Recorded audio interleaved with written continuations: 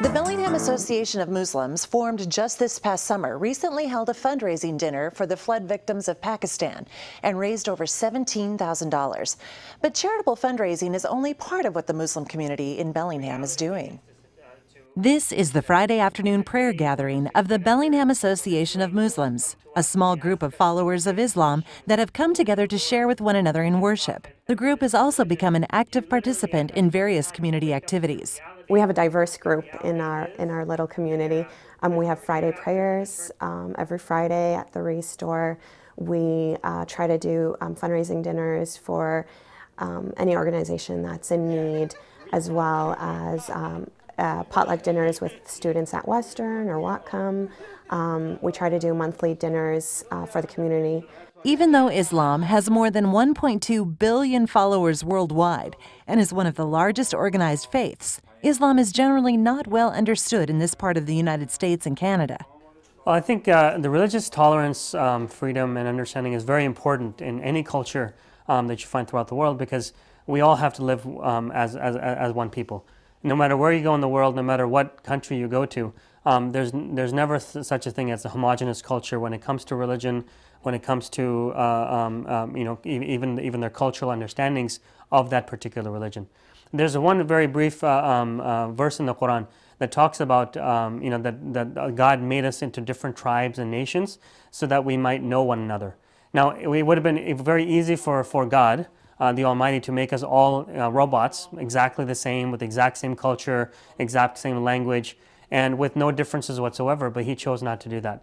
And He chose us to be different so that we can learn from each other, not to have wars with each other, not to have prejudice against one another, but really just to know one another and to appreciate the differences and celebrate the praises of God by doing that. In 2008, Moneem Salam learned firsthand about religious freedom when he applied for his pilot's license. Flying an airplane had always been his dream, and incidentally, a dream he had well before the tragedy of 9/11. So when he decided to pursue his goal to fly an airplane, he received surprising and confusing advice from both the Muslim and non-Muslim community. While reflecting upon these mixed messages, Moneem decided he should make a documentary about his experiences of becoming a Muslim pilot in the United States post 9/11. So On a Wing and a Prayer was a documentary that was made about myself learning how to fly after 9/11 as an American Muslim. And I think one of the major reasons why we decided to make the film itself was there was a dichotomy between all of the Muslims that I knew of after when I told them about learning how to fly, that told me that I shouldn't do it and it's a bad idea. And all of the people of other faith that actually told me that that's a great idea and I should really do it. And to the bottom of it, what we realized was either the Muslims were afraid of something that they weren't telling me, or the people of other faith were lying to me. And so it really became a matter of, could I get my license, and what it was really behind this this idea of this dichotomy between opinions between Muslims and non-Muslims. As you might well imagine, Moneem's actions did not go unnoticed.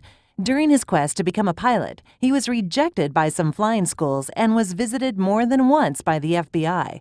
So what made him keep moving forward, despite the resistance? So when it comes to flying, I mean, it's always been a dream. My dad was a commercial pilot for 36 years, and I've always wanted to learn how to fly. And so I was presented with the right opportunity, being in Bellingham, to do that. And when I first had this idea of learning how to fly, 9/11 was not in my mind. The documentary was not in my mind. It was purely about the excitement of learning how to fly. Everything else came later on. Moneem persevered and eventually did receive his pilot's license. It's really great that I do have now my actual pilot's license. I get to go up about once a month. I'm part of a flying club.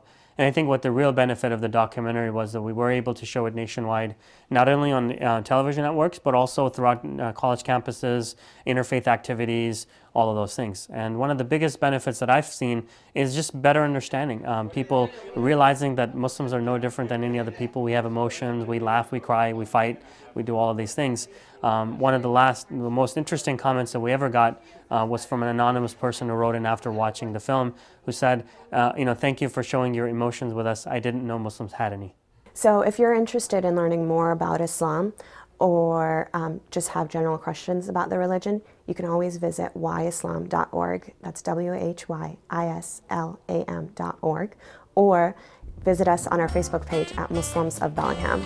And we're always happy to answer any questions you might have.